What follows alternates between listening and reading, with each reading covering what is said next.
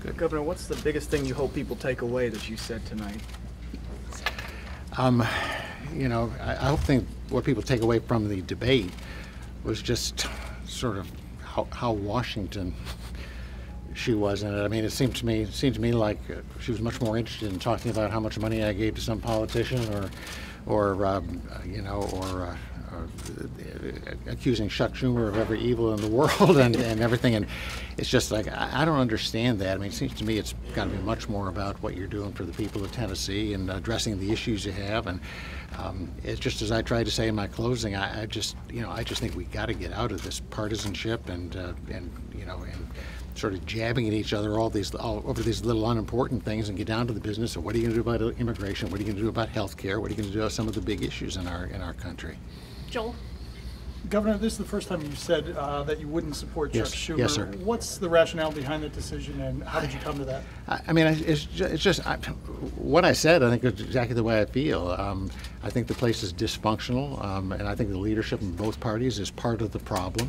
And I was just trying to say to people, I'm not going to support him when I get up there. And I think it's time to kind of sweep through and get some new people that have got a lot more commitment to trying to solve problems and work in a bipartisan way. Just as in the business world, sometimes you just have to change the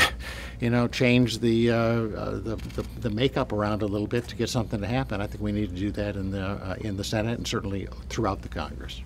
Governor, as part of the opioid question, you were also asked whether you would support the legalization of medical marijuana. What do you think about that? I think that's first of all, it is fundamentally a state issue, but second of all, we have a number of states now that have both legalized medical marijuana and now legalized marijuana.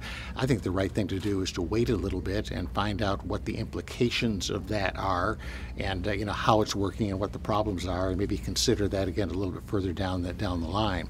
The one thing I think you could intelligently do is move marijuana off of Schedule 1 onto Schedule 2, so that you could do the kind of research that you do on other kinds of drugs and medical products and so on, to sort of see what the actual benefits and dangers of marijuana are. I think that would make a lot of sense. Would you support changing its schedule? I support changing the schedule, yes. Yeah, from 1 to 2, yes. Mm-hmm. Now, you haven't gotten quite as many endorsements. Are you leaning away from having typical liberal Democrats endorse you, or are you? No. I just, I've never. I mean, I've been mayor and I've been governor, and I don't find people terribly persuaded by endorsements. I think people like to think for themselves a little bit, and so it's not something I've ever gone out and actively sought from a lot of different people. When you run for offices like this, you often get questionnaires from groups, and I certainly have tried to fill those out honestly when I've gotten them, and sometimes that'll cause an endorsement or something like that. But it's not been something that I've sought, not just in this campaign, but ever as governor and really as mayor before that. Andy? What do you think your best moment was in the debate? What point? I don't know. It's awfully hard to stand up there and sort of see what's going on.